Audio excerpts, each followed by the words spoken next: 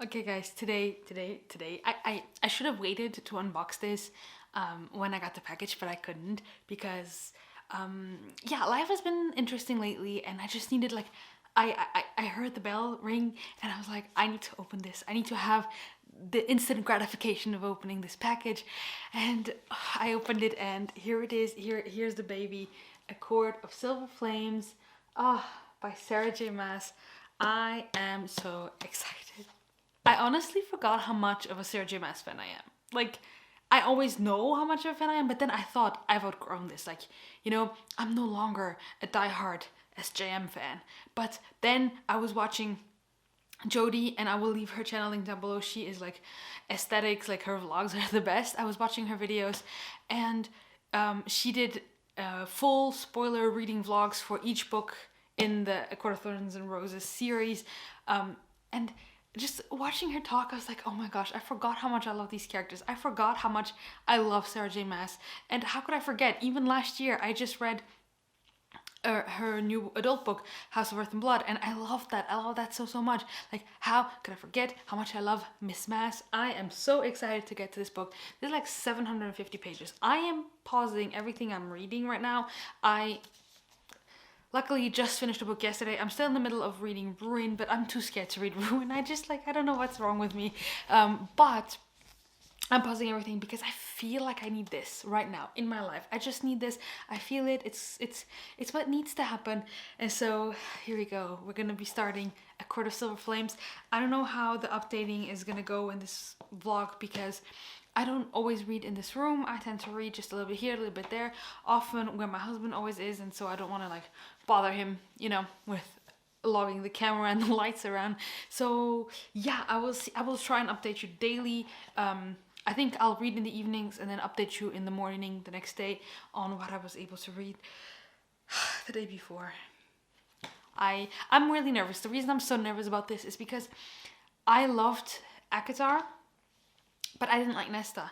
And so I'm really scared to read about Nesta because I found her insufferable the whole time. And reading about a character I didn't like so much, it makes me scared. But I've heard so many people love this book. I've heard also people who didn't like it. So I'm excited to find out where I stand on this. Let's go. Let's start. You'll see me in like a second. I'll see you in whoever knows. Probably tomorrow.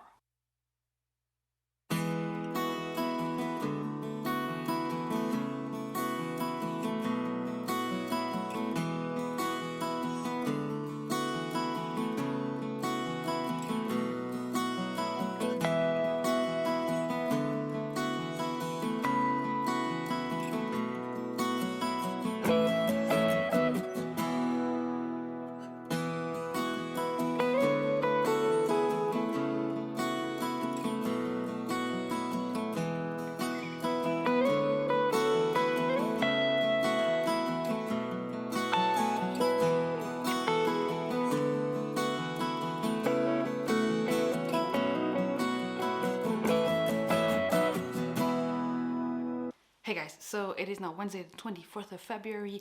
I started reading A Court of Silver Flames last night, as you saw. Sorry for the light, it's like super bright out, so I hope it works.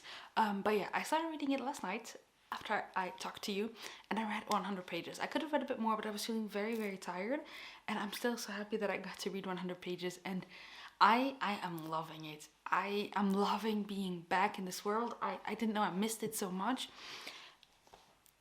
Like, I just actually really love Sarah J Maas, and I'd forgotten how much I love her worlds and everything she has created, and it makes me really excited to actually finally finish the Throne of Glass series, which I have right here.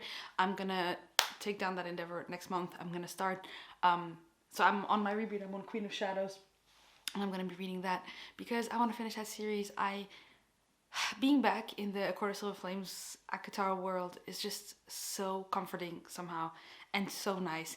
And I already knew I loved Cassian, so I love getting more from Cassian's perspective. I love seeing more and Emran again, and I'm not even like, I thought that when I would hear Feyre and Rhysand, I'd be like, yes, Feyre and Rhysand, but I was like, I was happy to see them, but I was also I'm just happy to spend time with new characters. Not new characters per se, but Cassian and Nesta, who were side characters, are now main characters, and I'm really happy about that. So Nesta, I didn't think I was gonna like her. Like I said yesterday, I never really liked Nesta. I wasn't attached to her, and I wasn't super excited for.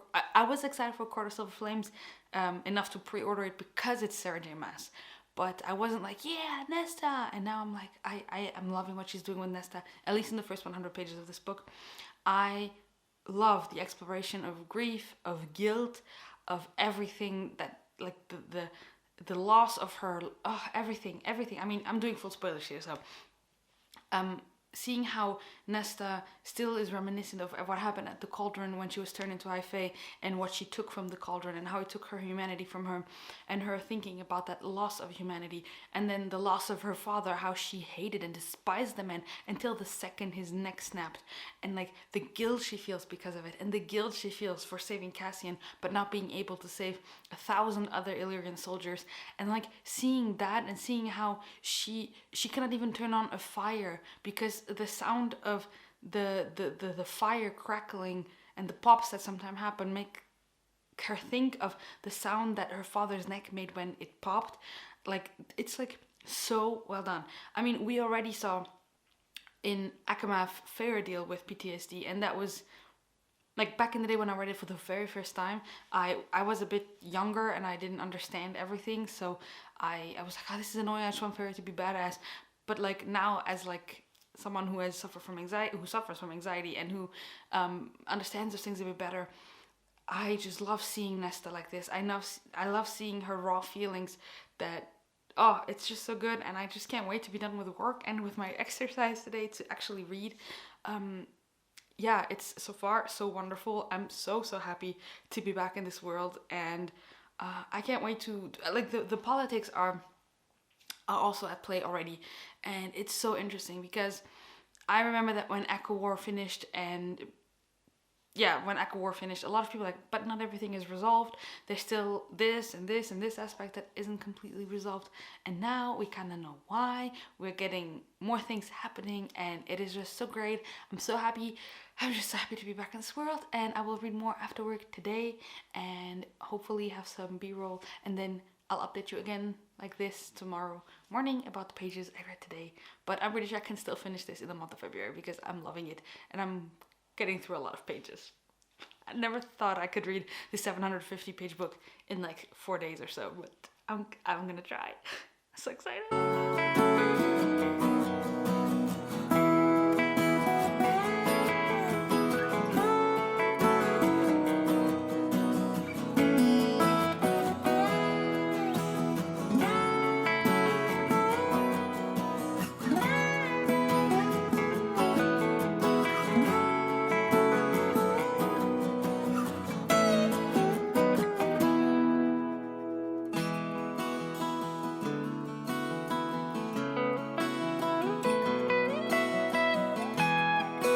Hey guys, it is now Friday morning, and here is my next page update for A Court of Silver Flames. So, to recap, on Tuesday I got the book, I started it, I read 100 pages. I updated you on those. On Wednesday, I read 100 pages, haven't updated you on those. Gonna do that today. Yesterday, Thursday, I didn't update you because I didn't have time, and I didn't read anything in the book. So, today we're gonna just update you on the pages from Wednesday, and then plan out the rest of the weekend to finish this book. So like I said, on Wednesday I read another 100 pages of this book, and guys, I am loving it so much. I had a video planned, like my favorite fantasy subgenres, and in my get to know the fantasy reader tag I said, oh, I'm okay not reading more fantasy romance, but now I'm debating, do I like fantasy romance? And I was just in denial this whole time. Like, is that a thing? Like, I didn't think I liked fantasy romance that much because I'm never the biggest fan of the romance, but maybe that's because in regular fantasy books the romance is not fantastic, but in fantasy romance written by Miss Maas over here. Okay, let's start with the romance. The tension between Nesta and Cassian is, oh, I love it. I love it so much. I love seeing how much he loves her and how much he sees that she's suffering, and he doesn't want to push her because he already thinks she hates him, and he's like, okay, I don't want to push her because he also knows what it's like to suffer from that kind of stuff. He has dealt with more, and he knows what it was like for her to deal with this kind of crap that you go through, and so he wants to give her space and time. And he's just like such, I love Cassian. I've always loved Cassian. He's so precious. He's so precious. And then Nesta is finally coming around to him, like internally, because she doesn't let it show. And so their banter is, I love their banter so much. But what I love more than the romance, is surprisingly Nesta. I love seeing her inner monologue, her inner thoughts. I love seeing how she is processing everything that happened to her. Think about it. If this were you, if you had such a hard life where your mother only showed you love, okay? So there's three of you. You have two siblings and you and your parents. And then the only parent that really latched onto you was your mother. You were your mother's everything, and then she passes away. Like the one parent that was always there for you, that always showed you an incredible amount of love, passes away. And then you see that the only parent you have left kind of just doesn't care enough about you or your siblings now, and lets your family go to shit, pretty much. It lets you live in poverty, lets you starve from hunger. And then the competition starts budding between the sisters because of everything. And then the guilt Nesta feels, because she even says at one point, yeah, it was Farah who went hunting, it was Farah who did this, it was Farah who did this. And then you see that she feels like people are judging her for it. And then you just see, like, so imagine if that were you. You had that, okay? And then on top of everything that's already traumatic enough for most people, then you get thrown into a magical object that transforms you into a fae, that takes away part of your humanity, or all of it almost. And then, like, you have superpowers that are so scary that you don't even want to use them because you're like, whoa, I don't know what I would, like, imagine you would also feel like this. And I love seeing that exploration of her feelings, of how she's handling the situations. It is so well done. My favorite thing in the last 100 pages I read, I loved the discussion between Cassian and Farah. I loved that. But my favorite thing that happened in those 100 pages was when Nesta helps that librarian, Gwyneth, something like that. I absolutely loved that. Like, she found someone who also went through some traumatic stuff, and she just wants to help her. And I can't wait for that friendship to become something bigger. I absolutely love that. That was, like, so good. So well done. Loved it. I can't wait to continue. I will keep you posted every 100 pages or so, like I've been doing now. And I'm so ready for, like, everything to start going, because, like, of course, these 200 pages, like, stuff has already happened, but now is when it's gonna get good. And the last couple, I'm so excited. So it is now 7 p.m. on Sunday, and I have 13.5 hours left at normal speed. However, I listened to it at 2.5, so let's say I have 13 hours left. That would mean 5 hours, so I cannot finish it today even if I wanted to. But yeah, I will finish it tomorrow then. But yeah, so I kind of sucked at finishing it this weekend. I'll finish it on the 1st of March, but I'm still gonna count it as a February book because I read most of it in February. And yeah, so gonna continue. Now on page 350, update. Yes, on page 360 I am actually, and I'm loving this book so much. So we had the scenes where Elaine and Nesta talk together, and Nesta just like freaks out, and Cassian notices, and he really feels for her. And then where she goes to Farah's house and everyone's there, and she kind of yells at Elaine, and then we find out that Farah is pregnant, and then we find out that the baby has wings, and that could actually kill Farah, so I'm really nervous about that. But what I love the most is, what I've loved the most in these chapters was the fact that Nesta invited the priestesses to also be trained by Cassian, even though she knew probably no one was going to sign up because of how scared they are of men. But and then the scene where she keeps on like trying to practice in the library because she knew it would kind of piss off the main library woman, Clotho. Yeah, Clotho, I think that's her name. And then Cassian comes to the library and like it was all a ploy from Nesta so that the priestesses would see how nice he is and how respectful he is, and that they would sign up. And there's like 4 people who are coming for training, plus the woman, what's her name, Emery, something like that, the woman with the shop, who's also now being trained. Oh, I love it so much. Like the friendships and the woman's support that you see in this book is just unparalleled and so great. And like, yes, Nesta has problems with her sisters, but you know where it's coming from. But with other people, she's just so nice. And that's even what Cassian says at some point, like that when it's no one from that inner circle, when it's just him and the priestesses, Nesta's just herself. And it's so great. And right now we're at the part where they're looking for the mask, and she's being attacked by that water creature. I'm loving this book so much. I'm loving it so much. I just can't wait to continue.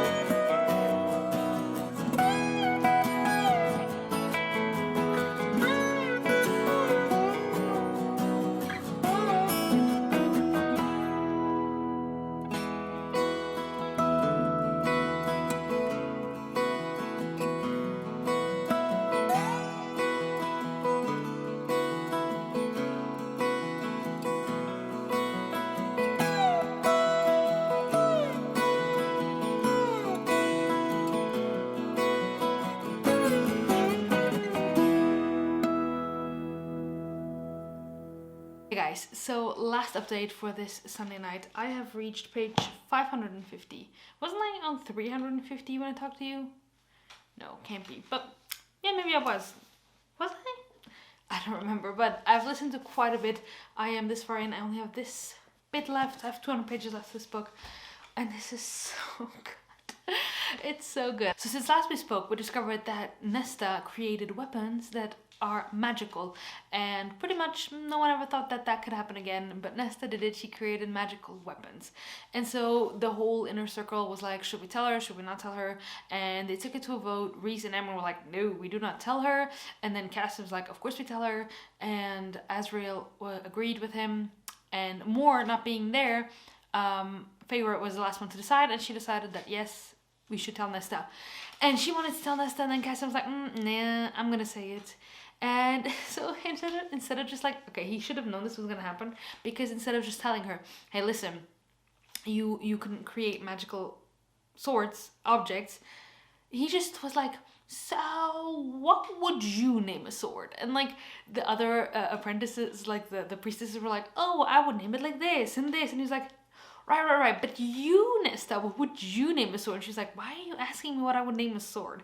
And then when she finds out that they wanted to hide it from her, and she gets so angry that she goes and confronts Amren, and she's like, you of all people don't trust me, like, how? And that was so heartbreaking, because Amren was kind of like the only friend she had after the war, and then Amren kind of like abandons her, or at least that's what Nesta feels. And it was so sad. And then Vera came in to like kind of defend Amren, to kind of like separate the two girls who were fighting, and then Nesta tells her, yeah, well, you think they respect you because they didn't tell you that you might die. And then Feyre's like, what do you mean?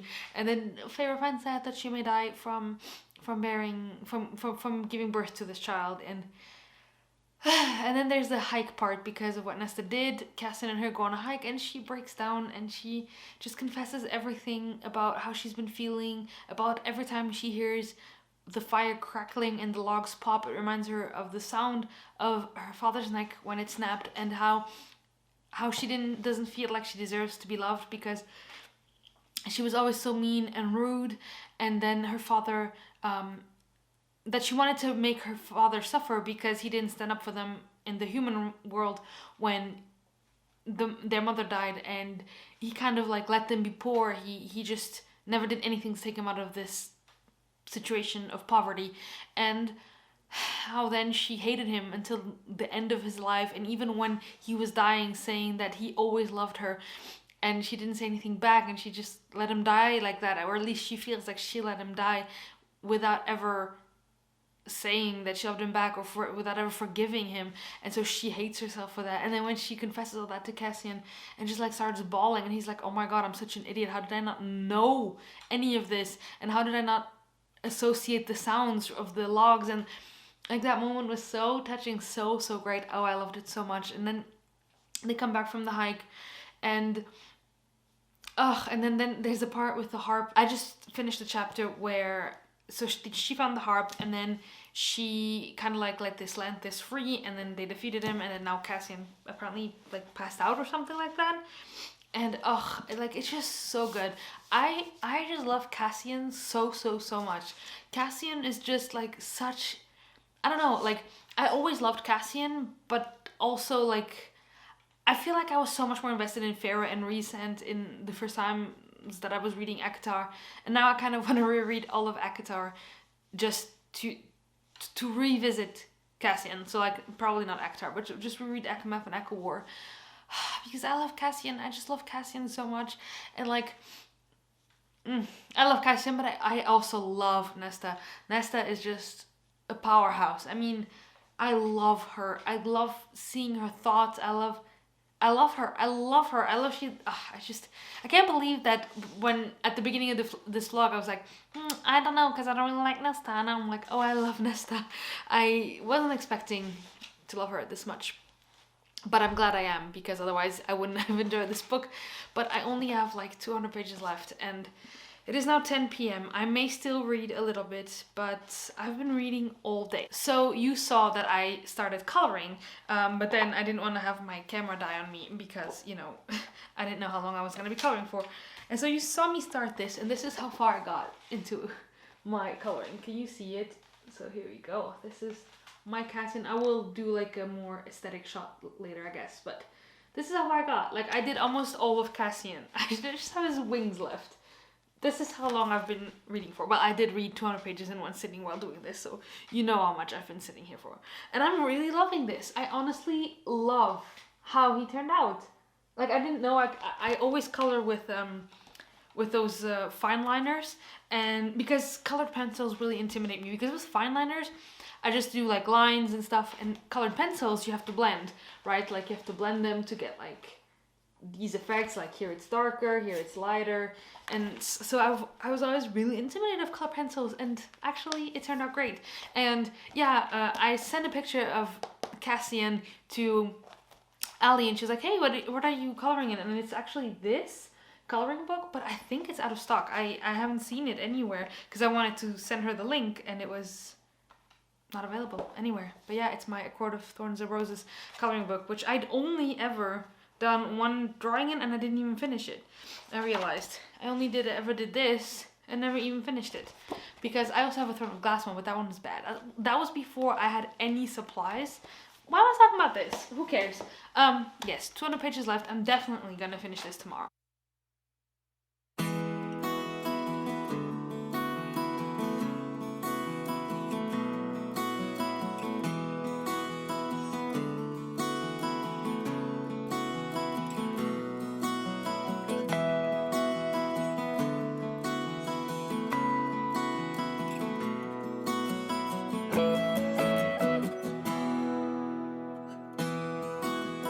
Hey guys, it is Tuesday morning, and I finished A Quarter Silver Flames last night.